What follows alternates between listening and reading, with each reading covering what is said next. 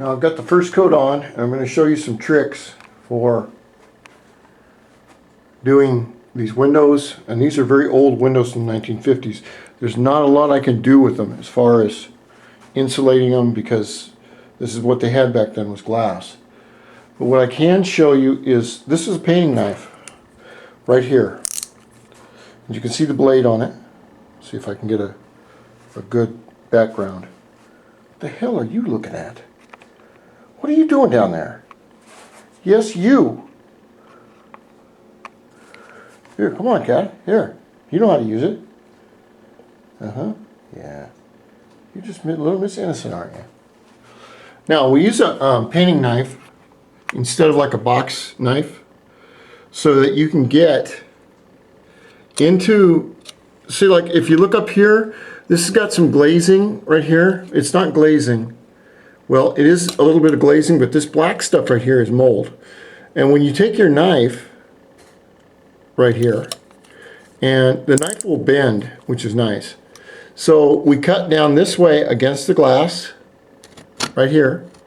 Okay, and then we go 45 degrees or 90 degrees, and we cut down like this. And then we cut that away. You can't do that with a box knife. That's why we use a painting knife. We also use a painting knife for little pieces of, say like you need a little piece of tape to come off, and you can go up like this. And these are like, this one's $3, but you can get one for like $1 at any paint store. You do not use a box knife. You use these, and they have their little ridges so you can break them off. If you need to break them off, what you do is you take this back part off here, and you'll notice in this back part it has a little tiny slide, a little tiny gap right there. So you see the gap. What you do is you get your knife where you want it. All of them are like this, but not a lot of people know how to do this. You take the back part of the knife right here, and you take your little blade and you stick it in here where you want it. And then what you do is you hold the knife in one hand, you hold the end cap, which goes right here, in the other hand, and you bend it and it snaps it off. Then what you do is you come back here and put it back on. All painting knives have this thing. Now if only I can get my arthritic 50-year-old worthless Gumby hands to work. Oh well, forget it. So, that's one thing we're going to do. The other thing is, on these up here, I'm going to put a little bit of caulk in here after I clean the paint off. I've cleaned off the paint on the bottom, right here, up to here. This is all one coat of oil prime, and that's a bunch of bullshit right there. But I'll have to put another coat on here, because water is going to get on this from condensation from the old window. There's nothing I can do about that. But if you see little areas like right here, you see where there's a crack right here?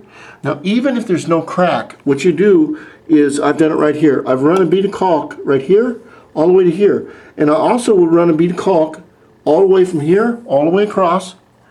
And I'll run the bead of caulk all the way up here, even though it doesn't need it.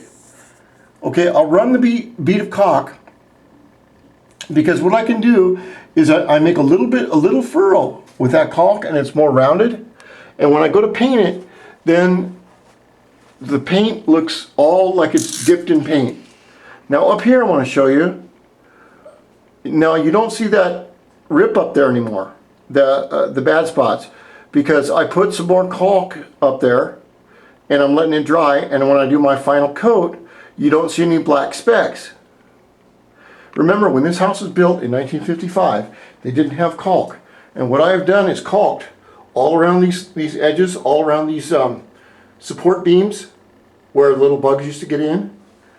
And you can see how it all looks like it's just, everything flows into each other. There's no black lines. There is no breaks.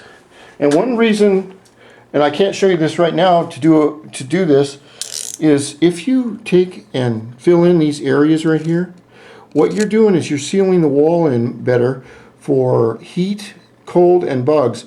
There was just a small black widow spider that was trying to get in here, and I hope it's not around here. Black widows we do have in America, but you don't see them because they're hidden. They like dark, warm places. But if one of those bitches bites you, with the venom they have in them, the bite area will turn black and fall off. So hopefully they don't bite you in any place important. So that's where I'm at so far. This has only got one. This has only got one coat on it, all the way up to here, except right up in here on this panel.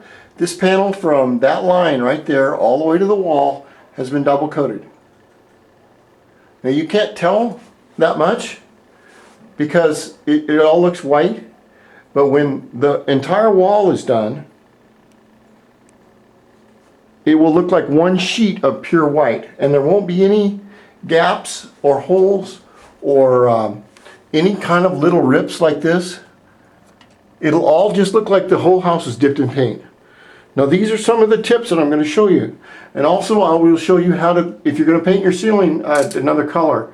A lot of people paint their ceilings, say like white, and they'll paint their walls another color. Now most people, what they'll do is, a family will move into a house, they'll paint the walls whatever color. They won't touch the ceiling because they can't do the ceilings because they're so afraid they're going to screw it up.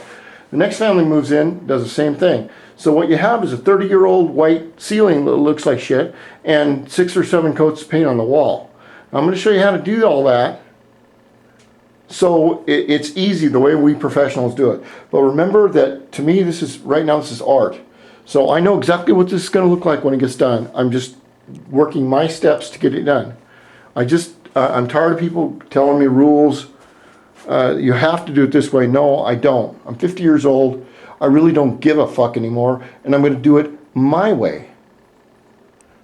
That's one thing about getting old. So anyway, I hope you like the work. And it's really going to look good when I get done.